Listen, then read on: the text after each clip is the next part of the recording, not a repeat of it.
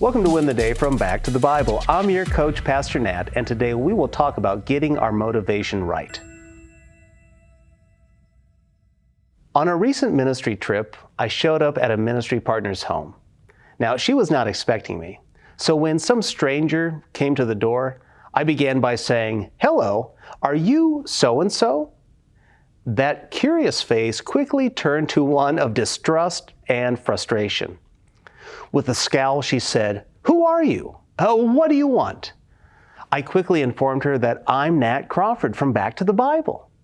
I wasn't there to sell her life insurance. I wanted to thank her for her faithfulness to our ministry. You may be saying, that's really weird. Why would you share that with us? What's the moral of the story? Well, Pastor Nat could show up at your house at any time. No, that's not the point of the story. I'm just kidding.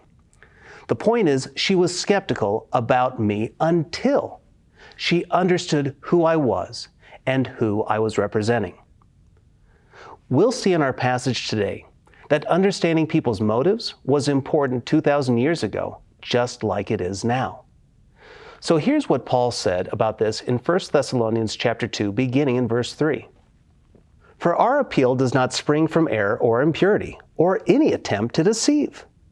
But just as we have been approved by God to be entrusted with the gospel, so we speak not to please man, but to please God who tests our hearts." Paul was committed to preaching the true gospel. You see, Paul would travel to Jerusalem twice over 17 years to confirm the gospel message.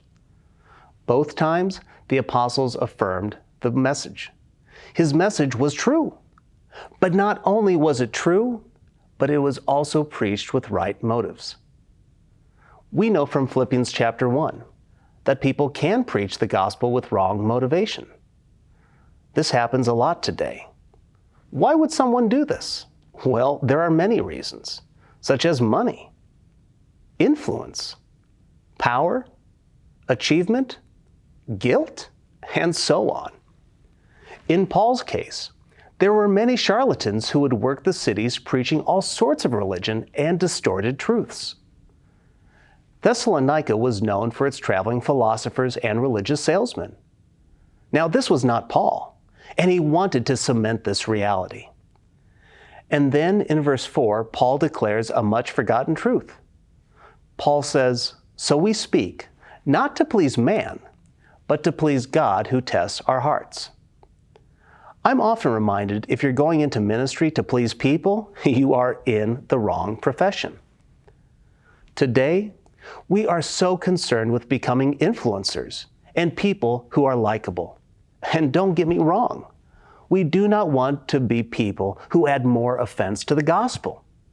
We are called to be winsome in our approach to people.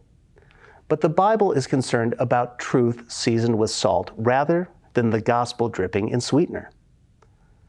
Now, Jesus was clear. To follow him meant the willingness to be rejected and hated even by the ones we love most. But the reason for the rejection is our love for Jesus, not the love for ourselves or others. Our goal is to please God, who knows our hearts. It's not to win the votes of mankind. So here's my challenge for you today. Evaluate your motives. Why do you do what you do? Why do you serve God? Why do you live the way you do? Why do you speak the way you do? Do you do it for the approval of God or people? Are you changing or omitting the Bible from your words and your life because of its impact on your relationships? If so, it's time to hit the reset button. We as God's children are here to bring God glory, not achieve glory for ourselves. When our motives are right and God is pleased, that's when we will win the day.